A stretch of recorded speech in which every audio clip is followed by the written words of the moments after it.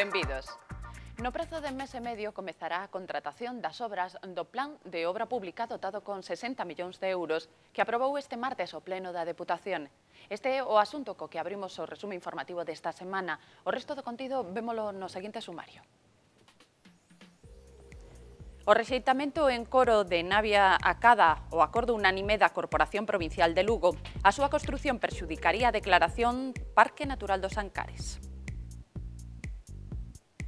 Case a totalidade dos concellos decidiron executar directamente a roza das estradas provinciais. Coa chegada á Deputación, esta semana asinaron o convenio de cesión.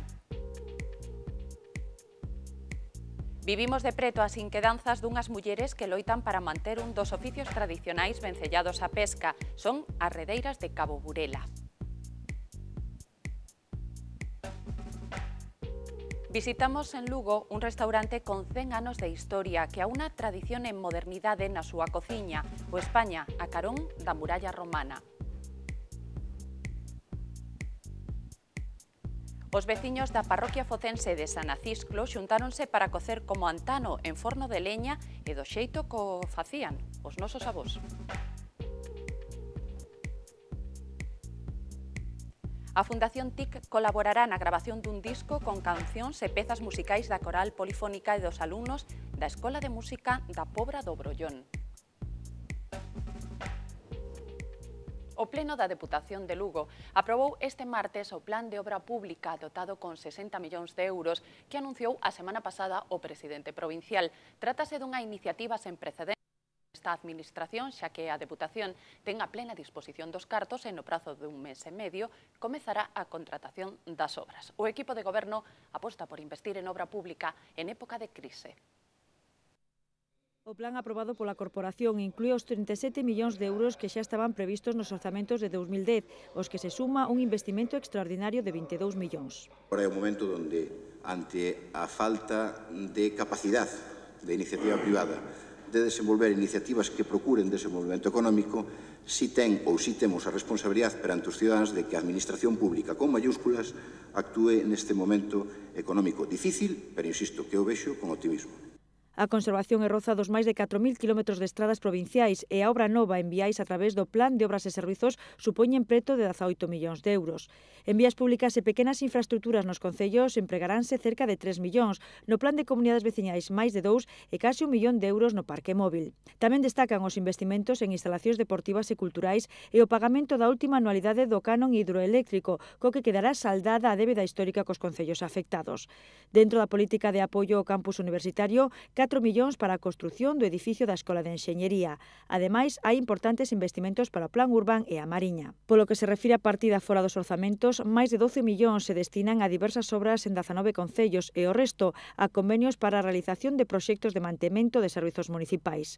O actual equipo de goberno aposta en época de crise polo investimento fronte ao modelo do recurte nos servizos. Na época difícil, o fácil é botarse para atrás. Non teríamos argumentos nin pouco, Pouco argumentos podríamos botarnos para atrás para falar da austeridade. Non hai cartos, nos reduciron 18 millóns o Estado, a xente ten que entendelo. Primeiro vamos a utilizar os servicios públicos, pero as caretas caen pronto, e cairán pronto, e antes do que a xente cree, non? Neste momento hai dos modelos. Nós vamos a elegir polo segundo, que é no momento onde temos que arrimar o ombro. Na rúa os veciños valoran especialmente a repercusión sobre a creación de emprego. A obra pública sempre é necesaria. Os postos de traballo tamén aumentan con esas inversións. Eu penso que non está mal. Non está mal, porque son necesidades que todos tamén disfrutamos de todo elo. Non sei, moita inversión, unha inversión importante. E iso está ben.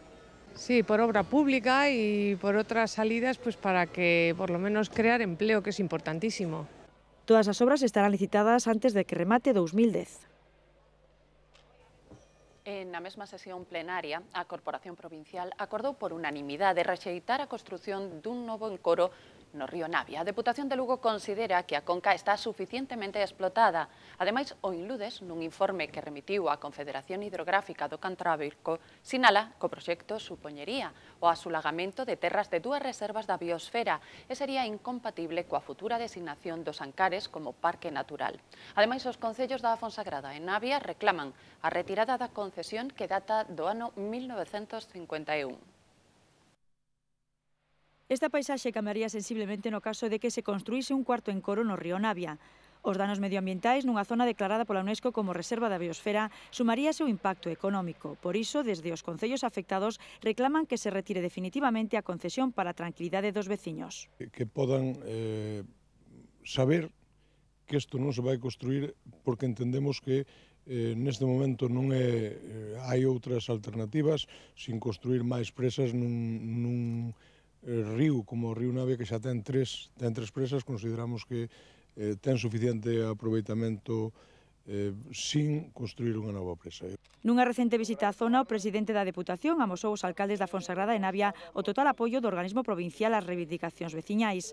En Navia séntense especialmente perxudicados, xa que a cola do encoro chegaría a menos de 500 metros da capitalidade do municipio. Co que iso ten un perxuicio climatolóxico, ten unhas desventaxas a hora de temas naturales, como a parte que cubre, non son unhas terras moi fértiles a nivel agricultura, pero si medioambiental e a nivel natural. Os veciños están fartos de ter que convivir permanentemente con esta ameaza.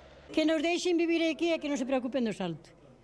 Que non lles pedimos nada, que nos deixen en paz co salto. Non queremos salto. Porque é un perjuicio para a Navia, para a pesca, para todo. Home, de agua estamos hasta a coronilla.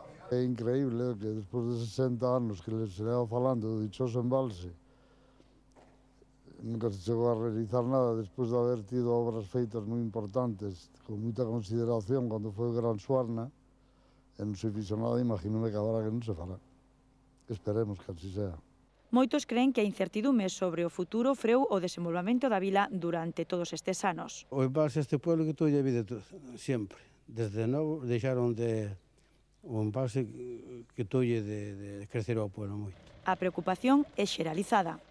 Porque, ya sea por insistencia, porque, cada vez queda menos gente que proteste, hai muchísima gente maior, puede que se acabe haciendo. Eu xento de estar nos bares con compañeiros que traballo aquí e dis que non o queren o embalse ese que lle queren facer. Que se pensa manifestar, botarse a calle como a se puseron outra vez, e que non pensan autorizalo, vamos. O Pleno Provincial amosou esta semana o seu rexeitamento á actuación que pretende a empresa.